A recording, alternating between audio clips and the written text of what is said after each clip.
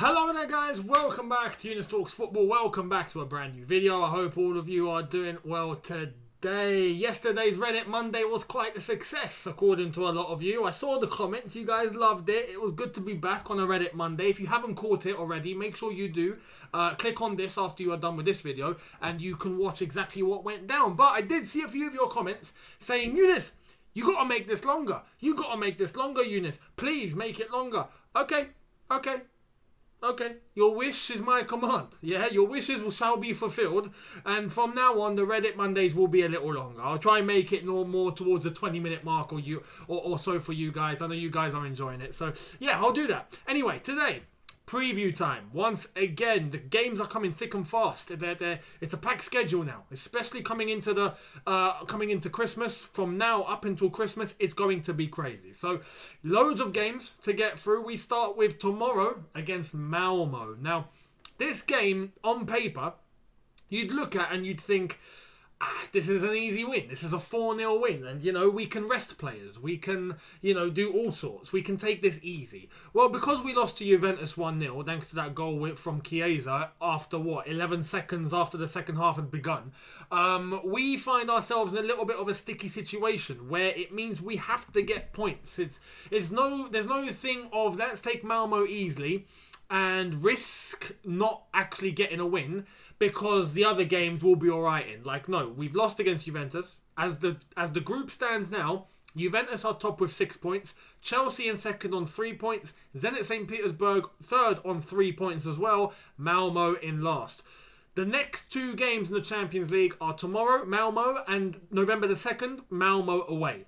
We win those two, you get 6 points. You put yourselves in a very good position to make it to the knockout stage. So we got to take these games seriously. There's no messing about. Can we afford a bit of rotation? Absolutely. And this is where, I'm not going to say, let's play our strongest team. But we've got fantastic squad depth, which means that we can dip into the players that we have on the bench, players that are not making it into matchday squads because we know the quality is still there. We've got an abundance amount of players to choose from. So why not use them? There are players that I've decided to stick in the lineup that I'm going to get to very, very shortly. Haven't played the last few games, but are seen as big players. And this is the beautiful thing about having fantastic squad depth. This is what it guarantees you. It means you can still rotate and keep the quality. So I've put a bit of logic to whether some players need to be rested, some players need minutes, but keep the quality high. A good compromise, I feel. Anyway, talking about the team and the players, team news. Thomas Tuchel confirmed earlier on, everyone's fit. Except one. Except one. This one is honestly, I've got nothing against him, but this one is starting to get on my nerves. It's starting to get on my nerves, and I'm starting to get really bad feelings here. Pulisic is still out, and Thomas Tuchel confirmed that he had another setback. What a surprise. I mean, apparently his ankle isn't doing well, and he's had, just on the brink of making a full recovery, he had a problem to it, which means that now that issue is now prolonged and he's going to be out a little longer. I mean, flipping out. He's been out since September, man. It's the 19th of October. He's been out since September. What? It's crazy. I don't have the words, honestly. I'm trying to... Pulisic is a good player. Top player. On his day, when he's injury-free, he's fantastic. But when he's injury-free, when is he injury-free? He's turning into Hazard. If I'm looking at this correctly now, I'm starting to get Hazard vibes from him. I'm getting Real Madrid Hazard vibes now in Pulisic. And I know the circumstances are different because Pulisic is a lot younger. There's definitely room there for him to make full recovery and then try and transform his body. But my goodness, the amount of injuries he gets is worrying. It's worrying. And I did say, if he makes a full recovery and then keeps consistent, cool. But I mean, right now, he can't even make a full recovery. It's crazy. Look, obviously, we've got to back him. I'm talking the club, not the fans. I mean, the fans, yeah, we back everyone. All we can do is support. Who is on the pitch. Come on, Chelsea. That's what we do.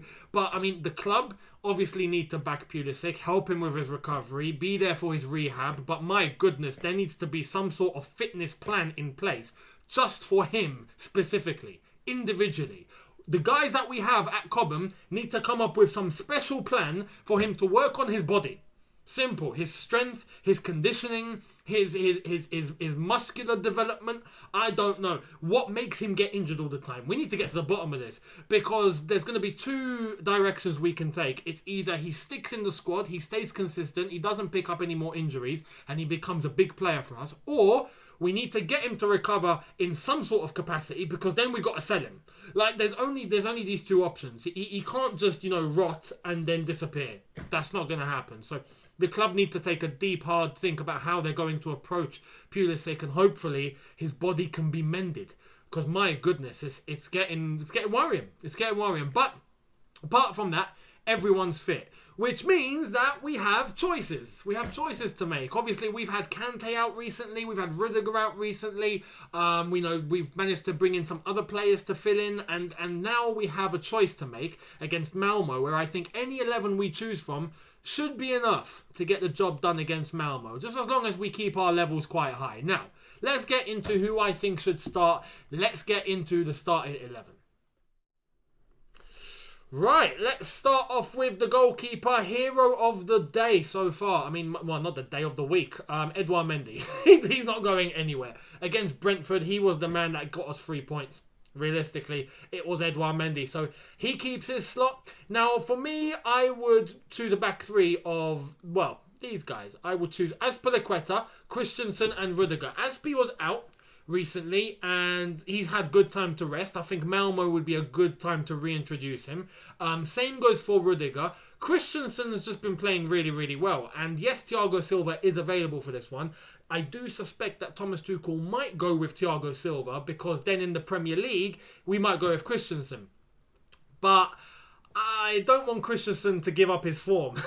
So that's why I've chosen him. But look, I do think Tuchel's going to go with Thiago Silva.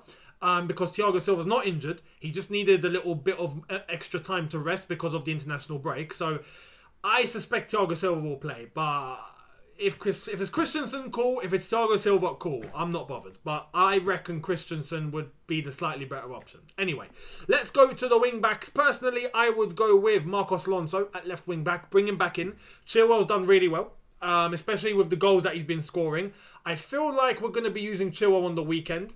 Same sort of logic as Christensen, Thiago Silva here, except Chilwell has played a lot of minutes recently, so I'd give him a break. Let Marcos Alonso play. It's Malmo. There should be more space in behind. I reckon Malmo are going to be, let's say, quite defensive perhaps, but at the same time, they're probably going to cherish the situation. So Alonso, I feel like, could get into some very good positions. Play Marcos Alonso, give a little break for Chilwell, and then on the weekend, we can reintroduce Ben Chilwell, I reckon. Right wing back, I think it's obvious we need to go with Reece James. Bring him back in, because he needs to be playing properly now. And I feel like this game against Malmo will be a confidence booster for him. So let him play. I reckon he'll be best suited. Now in midfield, double pivot, we've had Ruben Loftus-Cheek do really well recently. Really, really well. And we've had Kovacic, who's done all right. Against Brentford, not his best game. But, okay. I feel like against Malmo, we've got a little bit of license to rotate. Give those lads a rest, especially a Kovacic. But Loftus-Cheek, you don't want to be playing consistently every single game. Malmo is a game where we don't really need to play Loftus-Cheek. Again, I feel like it will be good to reintroduce Jorginho and N'Golo Kante. Let them get some minutes in. Let them get their, their habits going again. Let them get some form going. And then if we go to the weekend, we then have a choice to make as to who do we play. Do we play Loftus-Cheek, who's been playing well? Do we stick with Kovacic, who was filling in? Do we play N'Golo Kante or Jorginho, who might do well tomorrow? It will give us more of a choice to experiment with. So I would bring those two in. And again, we're not dropping the quality. Jorginho, Kante, flipping hell, You're bringing those in because you want to give others some rest. I mean, that's how much choice we have in the squad at the moment. So fair play. But Jorginho, Kante would be my go-to just for tomorrow against Malmo. And then on the weekend, we can make a good decision in terms of who we go with. Now, the front three, I've decided to tamper with a little bit here. I'm giving Lukaku a rest. Personally, I think let him have a break. Yeah, because We can't keep playing him, just like I've said for Loftus-Cheek or other players. You can't keep playing a player every single game. Game after game after game after game after game after game after game. They'll burn out. It will be terrible for them. And you'll probably increase the likelihood of injuries. So Lukaku, you can sit this one out. And on the weekend, he will play, let's face it. So against Malmo, I wouldn't play him. But what I will do is bring in two lads that haven't played recently, and I feel like have a big opportunity to welcome themselves back to the stage here, whilst at the same time, as I've already mentioned, not dropping the quality in the team. So, who would I go with? I'd go Mason Mount. Mason Mount needs to come back in and he needs to find some form. I'm not talking the way that he played for England. No, none of that. We got to have the best Mason Mount available. So for me, Mason Mount. The front two, though, and I'd go over front two because of the person that I'm about to mention here. Kai Havertz. Kai Havertz, and then alongside him, we can play Timo Werner because Timo Werner alongside Havertz in that situation will probably be a good idea. But Havertz in that, as Tuchel likes to call it, the 9.5 role. Right, the 9.5. Yeah, I think Havertz, it will be a good time for him to come back into that position. And let's see what he can do. I want him to prove himself again because he wasn't on form. When he had that game with Ziyech, if you guys remember, and they were both horrible, both terrible in terms of that performance. Since then, we haven't seen Havertz play. So, bring him back in against Malmo. Let's hope he gets some confidence going, just like Mason Mount. And if Timo Werner keeps doing what he's doing, I reckon he'll be the first one to get on the score sheet against Malmo. So that's my slight prediction. Timo Werner to score first. You know, you heard it here first. We'll see, though. Don't hold me to it. It might be wrong. Anyway, that would be the front three that I'd go with. I think there's enough quality there to get goals. I think there's enough quality there in terms of the personnel. And I think it's a good opportunity for a few of those lads to get their confidence and their form back up to speed. That way we go into the Premier League all guns blazing. So that would be my starting 11. And in terms of a score prediction, let's get to a score prediction now. I'm going to go with a comfortable one here. I am going, bearing in mind, by the way that Malmo have played in the Champions League recently, the last two games. I'm going with the fact that this is at Stamford Bridge. Chelsea 4, Malmo 0.